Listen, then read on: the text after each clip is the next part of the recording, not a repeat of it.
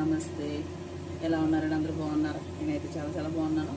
ఇవాళ మామిడి తురుము పచ్చడి పెడుతున్నానండి. దానికి ముందు తాలింపు వేసుకుంటున్నాను, ఎందుకంటే ఇది చల్లారేటప్పటికి నేను తయారు చేసుకోవచ్చు అనేసి తాలింపు కాసేసి ఇందులో ఏమేస్తున్నాను చూడండి. ఆవాలు వేస్తాను,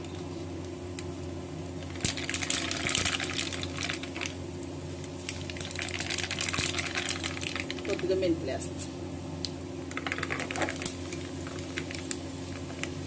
కొద్దిగా జీలకర్ర,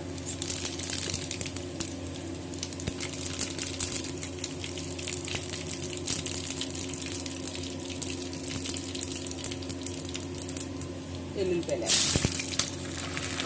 పెట్టేస్తున్నానండి. ఎండు మిరపకాయలు వేస్తున్నాను, మామిడికాయ.